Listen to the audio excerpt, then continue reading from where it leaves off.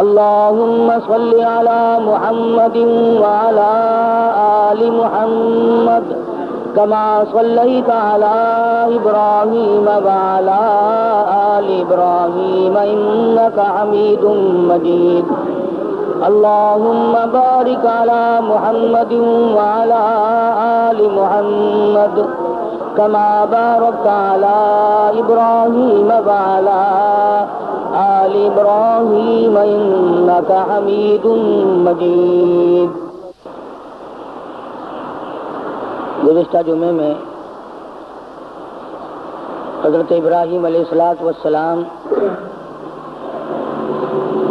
حضرت اسماعیل علیہ السلام کی پیدائش اور خداوند کریم کی آزمائش اور ان حضرات کا ثابت قدم رہنا، مصیبت میں پریشانی میں آدمی ڈگمگا جاتا ہے، پھسل جاتا ہے۔ کمال اس کا ہے کہ امتحان لینے والا خداوند کریم ہو اور بندہ اس کے امتحان میں اگر پورا اتر گیا تو پھر کمی کس بات کی۔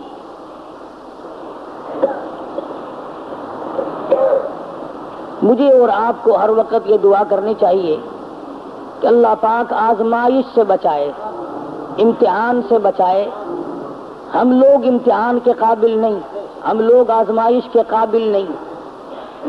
ہمارا پرچہ پہلے ہی بالکل صاف ہے تو امتحان کیا دیں گے؟ یہ تو انبیاء کرام کا مقام ہے کہ اللہ تبارک و تعالیٰ کی آزمائشوں میں، امتحان میں پورا اترنا ان کا بھی کمال ہے، اور پھر خداوند کریم ان کی دستگیری فرماتے ہیں، نبی کا قدم ڈگمگانے نہیں دیتے۔ نبی پھسل گیا تو خداوند کریم کو الزام آتا ہے، کیونکہ نبی خدا کا براہ راست نمائندہ ہوتا ہے۔ اس بنا پر انبیاء کرام کی حفاظت بھی کی جاتی ہے۔ حضرت ابراہیم علیہ السلام پر مختلف آزمائشیں آئیں، مختلف امتحان آئے۔ خلیل نے سارے امتحانوں کے پرچوں کو صحیح حل کر کے دکھایا۔ اس پر بھی کبھی گھمنڈ نہیں کیا۔ علماء کرام نے لکھا ہے کہ حضرت ابراہیم علیہ السلام سر سجدے میں رکھ کر رویا کرتے تھے کہ الہی مجھ سے جو بھول ہوئی اسے معاف کر دے۔ وہ سب کچھ کرنے کے بعد بھی ڈرتے تھے، اور ہم کچھ بھی نہ کرنے کے بعد بھی نہیں ڈرتے۔ نبی کی ریس تو کسی سے بھی نہیں ہو سکتی۔ نبی کا مقام نرالا اور وراء الورا ہوتا ہے۔ بالخصوص حضرت ابراہیم علیہ السلام نے کمال کر دیا۔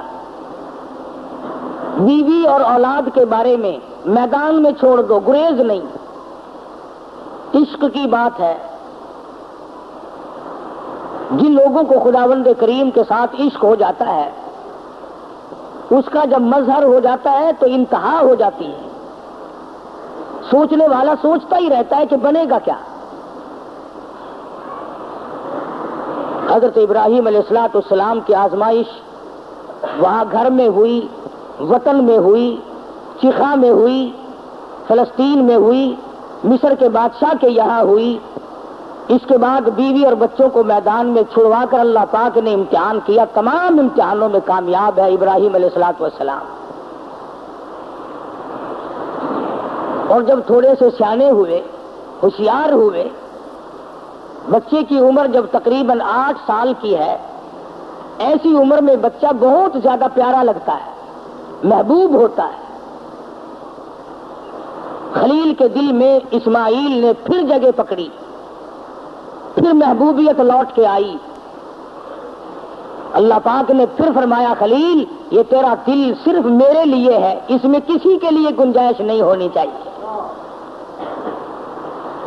عرض کیا، میرے پروردگار یہ میرا قلب تو صرف تیرے لیے۔ فرمایا نہیں، اسماعیل علیہ السلام کیوں بھی پیار کرتے ہو نا۔ ذی الحجہ کا مہینہ ہے، یہی مہینہ 7ویں تاریخ کو خواب دیکھا، ابراہیم میری راہ میں صدقہ کرو، 100 اونٹ ذبح کر دیے، صبح اٹھ کر 100 اونٹ ذبح کیے۔ 8ویں رات کو پھر خواب دیکھا، میری راہ میں کوئی صدقہ کرو، پھر 100 اونٹ ذبح کیے اور غربا میں تقسیم کر دیے۔ ہمیں اگر اس قسم کا کوئی موقع آئے گا تو اللہ میاں نے چڑیا کا صدقہ تو منظور نہیں کیا، ویسے پھر گر کر ہم ککڑی مرغی پہ تو آ ہی جاتے ہیں نا۔ جب بھی صدقہ دینے کی نوبت آئے، بچہ بیمار ہے، پریشانی ہے، کوئی بڑی عورت آ کر کہہ دیتی ہے کہ اللہ کی راہ میں صدقہ کرو، تو زیادہ سے زیادہ ہم مرغے پہ دوڑتے ہیں، کیونکہ تھوڑے پیسوں کا وہی ہے، اور تھوڑے پیسوں میں راضی ہونے والی ذات صرف اللہ کی اور کوئی نہیں۔ یا زیادہ سے زیادہ بکرے پر پہنچتے ہیں، مگر یہ خلیل ہے جو ایک امر پر 100 اونٹ ذبح کر رہا ہے۔ دوسری رات کو خواب دیکھا تو پھر بھی 100 اونٹ قربان کر دیے۔ 9ویں رات کو پھر خواب دیکھا تو آواز آئی، میں وہ چیز مانگتا ہوں جو دنیا میں تجھے سب سے زیادہ محبوب ہو، سب سے زیادہ جو شے مرغوب ہے اس کی قربانی مانگتا ہوں۔ بس سمجھ گئے کہ اسماعیل علیہ السلام سے زیادہ اس کائنات میں مجھے کوئی پیارا نہیں ہے، اس کی قربانی مانگی جا رہی ہے۔ صبح ہوئی، حضرت ہاجرہ سے فرمایا کہ نہلا دھلا دو، تیاری کر دو، بہت بڑے دوست سے ملانے لے کے جاؤں گا۔ حضرت ہاجرہ نے تیاری کر دی، نئے کپڑے پہنائے، غسل کرایا، تیار کر کے ابا کے ساتھ کر دیا۔ چپکے سے چھری اور رسی بغل میں دبا لی حضرت ابراہیم علیہ السلام نے۔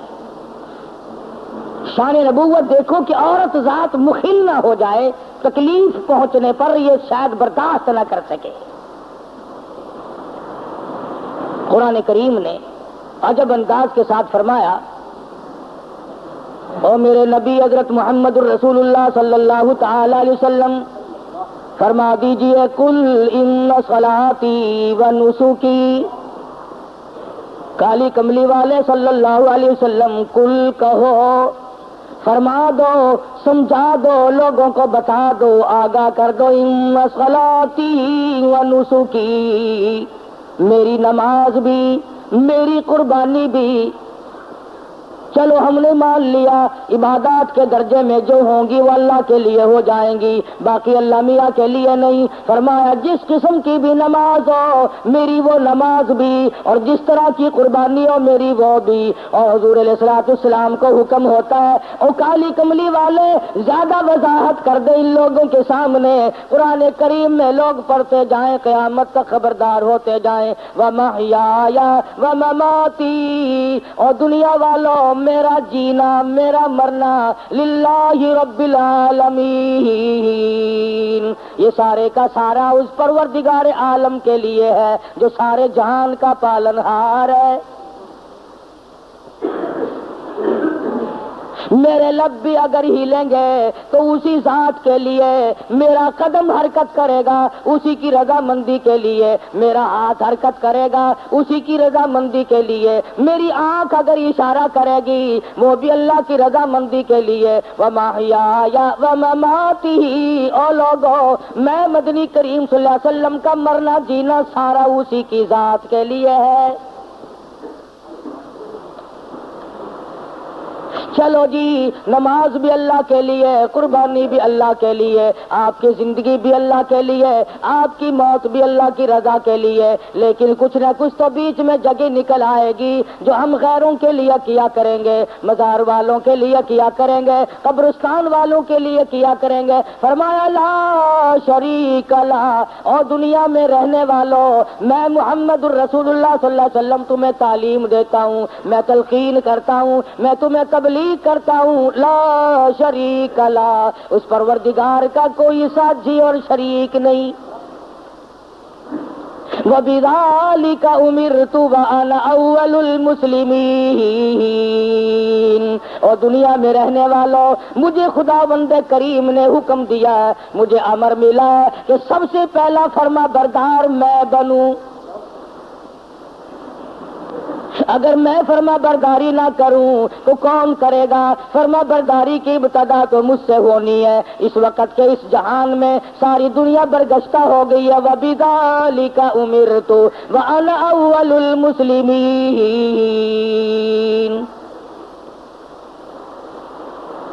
آپ کو یہ مقام کہاں سے ملا؟ قربانی اللہ کے لیے کرنی، نماز اللہ کے لیے پڑھنی، زندہ رہنا مر جانا اللہ کے لیے۔ فرمایا میرے دادا خلیل نے خداوند کریم کے احکام کو پورا کرتے ہوئے سب کچھ کر دکھایا۔ 9ویں رات کو جب خواب دیکھا، میری راہ میں اس چیز کا صدقہ کرو، وہ چیز لاؤ جو تمہیں سب سے زیادہ محبوب ہو، پیاری ہو۔ صبح اٹھ کھڑے ہوئے، تیاری کر لی، سمجھ گئے کہ اسماعیل علیہ السلام کی قربانی مانگی ہے اور بات کوئی نہیں۔ اہلیہ کو نہیں بتایا، عورت ذات ہے، پریشان نہ ہو جائے، گھبرا نہ جائے۔ اسی کو حفیظ کہتا ہے، اٹھا مرسل اسی عالم میں رسی اور قبر لے کر، پے تعمیل چل نکلا خدا کا پاک پیغمبر۔ رسی اور چھری تیار کر رکھی ہے۔ خدا کی قسم کیا نظارے آئے ہوں گے۔ اسماعیل علیہ السلام کی انگلی ابراہیم علیہ السلام نے پکڑی اور ہزاروں بلائیں لے کر سر پہ ہاتھ پھیر کر حضرت ہاجرہ علیہ السلام رخصت فرما رہی ہیں۔ تھوڑی دور گئے ہوں گے، شیطان کو بڑی تکلیف پہنچی کہ اگر یہ بات چل نکلی کہ اللہ کو راضی کرنے کے لیے اگر اپنے بیٹے کے گلے پہ چھری چلانی پڑے تو اس سے بھی گریز نہ کرو، تو پھر تو بہت اونچا مقام بن جائے گا انسان کا۔ شیطان آیا، حضرت ہاجرہ کے پاس آیا، بزرگوں والی شکل بنا کے آیا۔ شیطان کو بھی پتا ہے نا کہ لوگ اس شکل سے جلدی دھکا کھاتے ہیں۔ تسبیح ہاتھ میں لے کر، اتنا بڑا سوٹا لے کر حضرت ہاجرہ کے پاس بزرگ بن کر آیا اور کہنے لگا اسماعیل کہاں ہے علیہ الصلوۃ والسلام؟ فرمانے لگی اپنے ابا کے ساتھ گئے ہیں۔ کہاں لے گئے؟ کہ یہ بتا رہے تھے کہ میں کسی اپنے دوست سے ملانے لے کے چلا ہوں۔ کہنے لگا ملانے نہیں گئے اور ذبح کرنے گئے ہیں۔ آج تک کسی باپ نے اپنے بچے کو ذبح کیا ہے؟ کون اتنا شقی القلب ہے جو اپنی اولاد کی گلے پہ چھری چلا دے؟ شیطان بھی سچ بولنے پر مجبور ہو گیا۔ کبھی کبھی شیطان بھی سچ بولنے پر مجبور ہو جاتا ہے، مگر یہ مسلمان ہے، موت کے فرشتے کے آنے تک سچ بولنے کا عادی نہیں۔ شیطان بھی کبھی کبھی سچ بول جاتا ہے، مسلمان نے کبھی بولنا ہی نہیں۔ چھوٹا بڑا امیر غریب عوام حکام جھوٹ بولنے میں لگے ہوئے ہیں، دھوکہ دینے میں لگے ہوئے ہیں۔ اللہ میاں فرماتے ہیں یخادعون اللہ والذین آمنوا وما یخدعون الا انفسهم وما یشعرون۔ اللہ میاں کو دھوکہ دیتے ہیں، اللہ دھوکہ نہیں کھا سکتا، وہ علیم بذات الصدور ہے۔ فرمایا اس پر ایمان رکھنے والوں کو دھوکہ دے دیا جاتا ہے۔ خداوند کریم فرماتے ہیں انہیں بھی دھوکہ نہیں دیتے، اپنے آپ کو دھوکے میں ڈال رہے ہیں۔ لا یغرنک تقلب الذین کفروا فی البلاد۔ شیطان کہنے لگا ہاجرہ خلیل مجبور ہے۔ کائے کی مجبوری آ گئی؟ کہ وہ مجبوری اس لیے اللہ پاک نے قربانی مانگی ہے، خداوند کریم نے قربانی مانگی۔ خلیل چھری اور رسی ساتھ لے کے گئے۔ حضرت ہاجرہ رونے لگی، اے ابراہیم یہ تم نے کیا کیا؟ مجھے کیوں پیچھے چھوڑ گئے؟ اللہ کی راہ میں جب اپنے بچے کو ذبح کرنا تھا تو مجھے عورت سمجھ کر کیوں چھوڑ گئے؟ رب اکبر کی قسم، جب اللہ کا نام لے کر میرے لگتے جگر کے گلے پہ آپ چھری چلاتے میں ہاتھ پکڑ کے بیٹھ جاتی۔ او میرے خلیل آپ قربانی کرتے، بچے کو ذبح کرتے، کم سے کم میں پاس کھڑی ہو کر جھولی پھیلا کر قبولیت کی دعا مانگتی۔ میں اس مالک کی کائنات کے امر کے سامنے سربا سجود ہوں، میں سر جھکاتی ہوں، اور یہ تو ایک اسماعیل ہے، میرے ہزاروں اسماعیل ہوں۔ رب ذوالجلال قربانی مانگے، او مالک کی کائنات تیرے جلال کی قسم، تیری عزت کی قسم، تیری الوہیت کی قسم، میں تمام کو تیری راہ میں قربان کر دوں، مجھے کوئی پرواہ نہیں، میں عورت ہوں، لیکن اے میرے پروردگار میرا یقین بڑا جوان ہے، میرا اعتماد تیری ذات پہ ہے، تجھے راضی کرنا میری زندگی کا مقصد اور حاصل ہے، تیری مرضی، یہ اولاد میری نہیں تیری ہے، میرے پاس تو یہ امانت ہے، جب چاہے تو لے لے، میں اپنی اولاد کو اپنی سمجھتی ہی نہیں، یہ ہے تیری عطا کردہ۔ شیطان کہنے لگا ہاجرہ کچھ سوچ لے، وقت ہے اب بھی، کچھ رونا دھونا شروع کر دے، پیچھے چلی جا، راستہ میں بتا دوں گا، جا کے چھڑا لو، تیرا لخت جگر ہے، تیرا نور نظر ہے، کتنا حسین ہے، کتنا خوبصورت ہے، کتنا جمیل ہے، شکل دیکھو کتنا پیار آتا ہے، اس کو ذبح کرنا کوئی عقل مندی نہیں۔ فرمانے لگی بس کر لائیں، بس کر لائیں اپنی کالوں کی بھی، میں بھی تیار ہوں، میرا اسماعیل بھی، میری قربانی مانگے میں ذبح ہونے کو تیار ہوں، بسد شکر قربان ہونے کو تیار ہوں۔ بڑی کوشش کی شیطان نے ورغلانے کی، اور بڑے نکات ہیں ان ایک ایک چیز میں۔ یہ بھی سوچنے والی بات ہے کہ شیطان پہلے حضرت ہاجرہ کے پاس کیوں آیا، شیطان سب سے پہلے حضرت ہاجرہ کے پاس کیوں آیا؟ وہ اس لیے شیطان کو بھی پتا ہے کہ عقیدے کے بارے میں پھسلنے کے میدان میں عورت مرد کے مقابلے میں کچی ہوتی ہے، عورت کی وجہ سے بڑے بڑے پھسل جاتے ہیں۔ مرد ہزار صحیح عقیدہ رکھتا ہو، لا الہ الا اللہ محمد الرسول اللہ صلی اللہ علیہ وسلم پر، اللہ کی وحدانیت پر، اللہ کے مشکل کشا ہونے پر، اللہ کے حاجت روا ہونے پر، اللہ کے نظر نیاز کا حقدار ہونے پر تو مرد کا یقین ہوتا ہے، لیکن عورت جب پریشان کرتی ہے بیچارہ جھک جھک کر ساتھ لگ جاتا ہے۔ کئی لوگ جانتے تھے کہ پیر سپاہی کا مسئلہ نیرا دھوکہ ہے، لیکن جب ڈنڈا بڑھتا تھا نا، میں جاؤں گی، فلاں گئی ہے، فلاں بھی گئی ہے، فلاں فلاں اچھے اچھے حاجی، اچھے اچھے نمازی، اچھے اچھے اماموں کی عورتیں گئی اور ساتھ تشریف لے گئے خامن صاحب بھی۔ تجربہ ہے، عورت جدھر کو لے جائے آدمی چل پڑتا ہے۔ اس لیے شیطان نے سب سے پہلا ہاتھ عورت کے پاس آ کے مارا کہ اگر یہاں سے بات اگر بنی تو یہاں سے بنے گی، اس کا بیٹا ہے، اس کا نور نظر ہے، اس کا لخت جگر ہے، یہاں صبح آئے گی، ابراہیم علیہ السلام کا دل کہیں پسیج جائے گا تو بات بنے گی۔ حضرت ہاجرہ کو پھسلانے کی کوشش کی۔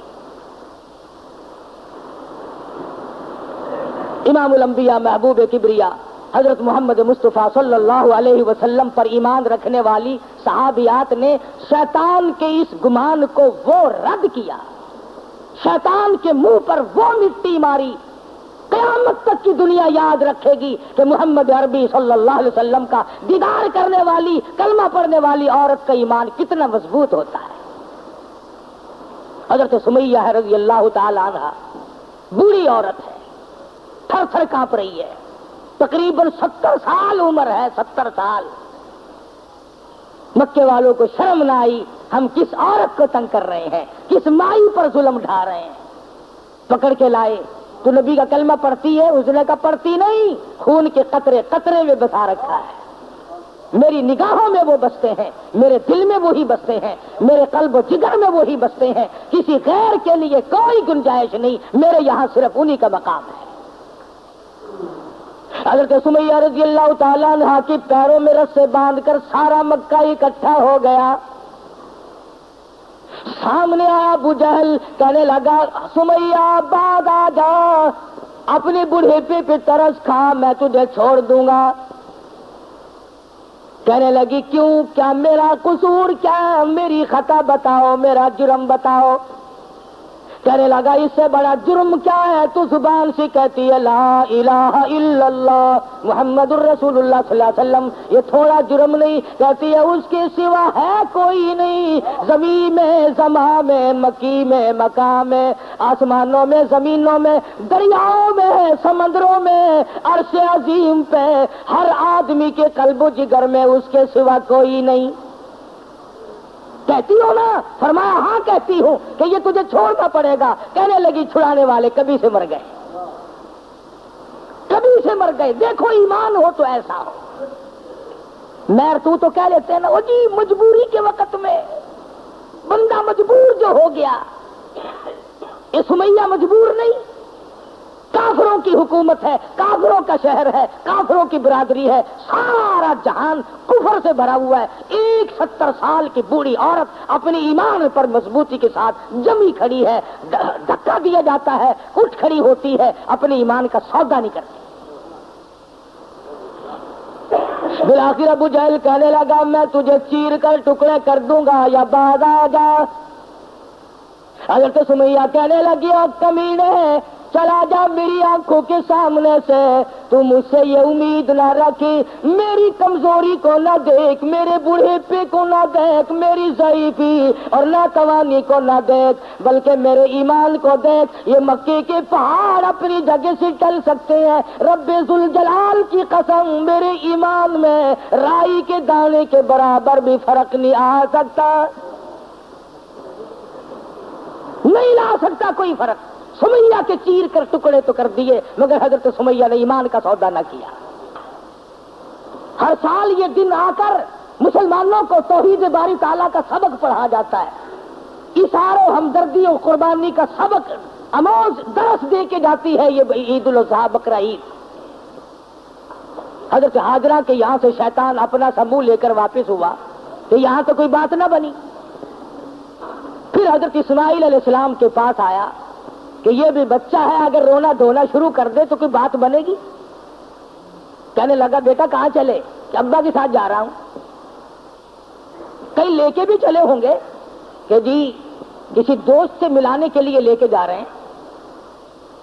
اس نے کہا ذبح کریں گے؟ اس نے کہا بدبخت آج تک کسی باپ نے اپنے بچے کو کبھی ذبح کیا کہ نہیں کیا؟ تو نہیں، پھر مجبور ہوا۔ یہ مجبور ہے، اللہ پاک کا حکم ہے، اللہ کا امر ہے۔ حضرت اسماعیل علیہ السلام نے بھی یہی جواب دیا، کمینے دفع ہو جا، تو شیطان ہے، مجھے ورغلانے آیا، مجھے پھسلانے کے لیے آیا، مجھے بہکانے کے لیے آیا۔ کہاں میرا مقدر اللہ کا نام ہو، میرے گلے پہ چھری چلے، میں اس کے لیے بڑا راضی ہوں۔ میرا مقدر کہاں؟ پروردگار عالم میری قربانی مانگے اور مجھے ذبح کیا جائے۔ وہاں سے بھی اپنا سا منہ لے کر کے واپس ہوا۔ حضرت ہاجرہ نے بھی کنکریاں پھینک کے ماری، حضرت اسماعیل علیہ السلام نے بھی کنکریاں پھینک کے ماری، وہاں سے غائب ہو گیا۔ پھر حضرت ابراہیم علیہ السلام کے قریب آیا اور کہنے لگا ذرا عقل کرو، ہوش کرو، بوڑھے پے کی اولاد ہے، اکلوتا بیٹا ہے، کتنا خوبصورت نور نظر ہے، کتنا حسین لخت جگر ہے، اور 100 اونٹ قربان کر دو مگر بچے کے گلے پر چھری نہیں چلایا کرتے، یہ کوئی دینداری نہیں، یہ تو بہت برا عمل ہے۔ خواب کی بات ہے، شاید آپ کی سمجھ میں نہ آئی ہو، یوں ہی اپنے بچے کو ضائع کر بیٹھو گے، اور شیطان انگلی کا اشارہ کرتا ہے دیکھو حسین کتنا ہے، خوبصورت کتنا ہے، اور کیوں نہ ہو جس کی پیشانی میں، جس کی صورت میں امام الانبیاء محبوب کبریا حضرت محمد مصطفیٰ صلی اللہ تعالی علیہ وسلم کی نور نبوت ہوگی، وہ کتنا حسین ہوگا۔